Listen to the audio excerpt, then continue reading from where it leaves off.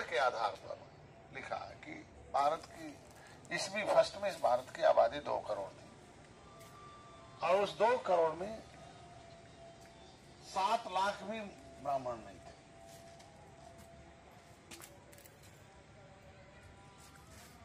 75% शिक्षा थी और जीडीपी ग्रोथ 33.5 था।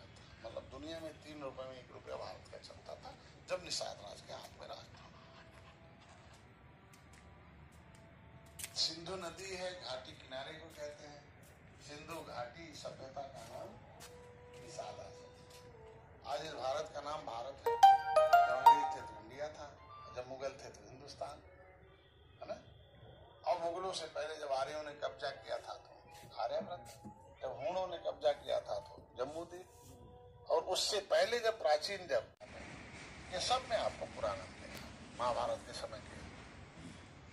अगर किला आपके पास मौजूद है, एक नहीं, मच्छिन्नाथ का गोरखपुर में, हिरण्यकश्यप का झांसी में, धनकौर में भी चल रहा हूँ, भीलवाड़ा जो राजस्थान में है वो। अरे अलीगढ़ ही सर, अलीगढ़ भी है, अलीगढ़ खुद है। अलीगढ़ कोल राजा थे और बाणासुर। चंपावत में उत्तर प्रदेश का मुख्यमंत्री जहाँ बैठता है, पीछे तीर धनुष मछली, जल राजा नल निषाद का चिन्ह। चिन्ह आपका है, गद्दी किसी और को सौंप रहे। इसलिए मैं चाहता हूँ टाइटल लिखते रहो, लेकिन आपको मन में तो इसकी लड़ाई होनी चाहिए। बात समझ गए? मोची रहा, काम करता रहा, लेकिन जमात बनने के लिए, सर्टिफिकेट के लिए काम किया। आपको संविधान में सर्टिफिकेट की लड़ाई करना, इससे फायदा हुआ कि 2015 में विशंबर जी ने आवाज उठाई थी तो सपा भी सपा के सांसद थे, फिर भी वॉकओवर कर दिया सपा के सांसदों ने सदन से। नहीं, बसपा तो विरोध में थी, ठीक है, लाजमी है। कांग्रेस विरोध में थी, लाजमी है। लेकिन जिसके सांसद रहे वो खुद ही वॉकओवर करे, इसके मतलब सारे लोग विरोध में थे परोक्ष रूप से। लेकिन 4 साल के मेरे कामों से देख लो, जैसे ही 2 मुख्यमंत्री हराया, निषाद जय निषाद राज का नारा लगा, 6 लाख 6.5 लाख वोट पाया, 3-3, 4-4 हजार वोट से सपा बसपा हारी, और 20-20 हजार 25 हजार वोट पाया। मैंने अपनी वोट की जैसे गिनती मैंने अपने बैंक में करा ली खाते में, तैसे ही वो लोन देने के लिए तैयार हो गए। नहीं हो गए? अरे यार, वोट भी दिया यादव ने, नोट भी दिया गोरखपुर में। जैसे ही मैंने इंजीनियर पुरी साहब से आवाज उठाई, भाजपा ने बटन काट दिया कि नहीं बोलने दिया। फिर मैंने कहा विशंबर जी से कि आवाज उठाओ, देखो कि बसपा सपा के दिल में क्या चल रहा है। इंतहान हो गया। सपा और बसपा के एमपी और कांग्रेस के भी एमपी मेरे साथ आए और 45 मिनट तो बोले, क्या नाम है, दुबे से मेरे आरक्षण के मुद्दे पर। सोच लो, तो 3 पार्टी अब आपकी इस संविधान लागू हो जाए, आपकी गरीबी दूर हो जाए, आपकी दवाई में रुकावट 3 पार्टी हमारे साथ आ गई, सपा आ गई, बसपा आ गई, कांग्रेस आ गई।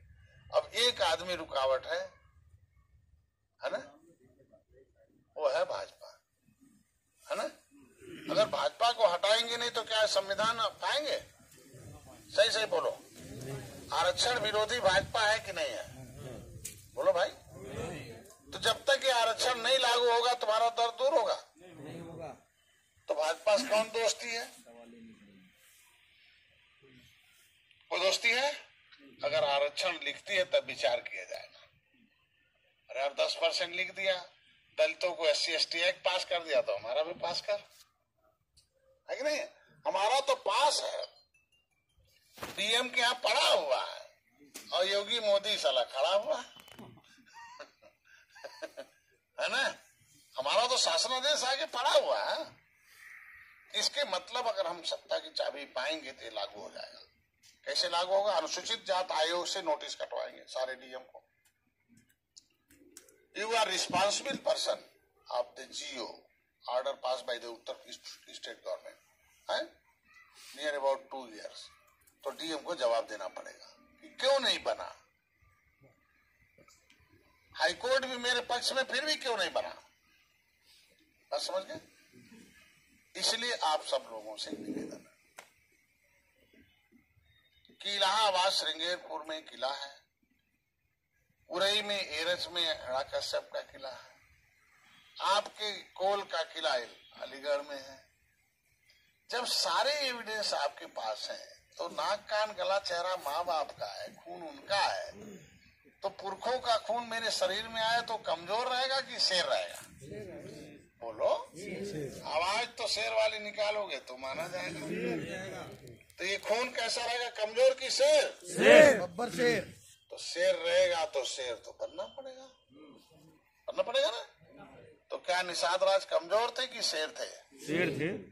तो एक बार दोनों हाथ उठाकर बोलो, जय निषाद राज, जय निषाद राज। जय भीम बोल गया, सत्ता पा गया। जय समाज बोलने को सत्ता मिल गया। साला जय श्री राम वाला ठगवाला को भी सत्ता मिल गया। तो बिना नारे का तो सत्ता मिलने वाला नहीं है। मिलेगा क्या? सही बोलो, मिलेगा? इसके मतलब हमें सेना की एक पहचान करानी पड़ेगी। तो आप लोग सेनापति बनने के लिए तैयार हो? अगर तैयार हो तो दोनों हाथ कड़ी से कड़ी सजा। जब उसने शिक्षा नहीं दिया तो गुरु नहीं हुआ। वो कैसा साला गुरु की जो अंगूठा काट दी। मैं तो कहता हूँ कि अगर द्रोणाचार जिंदा होता साले का मैं गला काटे और 1000 जूता उसे बजाता, तब मालूम होता कि हम निषाद राज के वंशज हैं। आगे और लिखा, एकलव्य के वंशज इस देश के असली मालिक। एकलव्य के वंशज ही इस देश के असली मालिक हैं। बाकी सभी विदेशी आक्रमणकारी आक्रमणकारी की संतान है। अब बोलो, इसके मतलब मेरा भाई भैंस चराने लगा यादव हो गया, मेरा भाई जो है हथियार बनाने लगा तो लोहार हो गया, मेरा भाई काठ का बनाने लगा तो काठ हो गया, मेरा भाई जो है सोने का व्यापार हो गया सोनार हो गया। बात समझ गए? हो गया ना? मेरा ही भाई अगर खेती करने लगा कुछ भी हो गया। That means part of the your blood relation. DNA में 85% लोग आपके हैं। ये सुप्रीम कोर्ट का ऑर्डर कहता है। तो अगर सुप्रीम कोर्ट कहता है देश निषादों का है, तो लड़ाई कौन लड़ेगा? बोलो भाई, लड़ा कौन होगा? अंग्रेजों से कौन लड़ा? मुगलों से कौन लड़ा? आर्यों से कौन लड़ा? तो आगे कौन लड़ेगा? और पीछे कौन लड़ा? तो उजड़ा कौन? गरीब कौन हुआ? परेशान कौन है? आरक्षण किसे चाहिए? कलम किसके हाथ में चाहिए? सत्ता किसके हाथ में चाहिए? व्यवस्था किसके हाथ में चाहिए? समस्या किसका हल करना पहले? अब बोलो, ये सारा कुछ तो आपको करना है और आप दूसरे भरोसे बैठे। कैसे हो सकता है? आप मुलायम को दोष देते हो, मायावती को देते हो, कल्याण सिंह को देते हो, किसी को दोष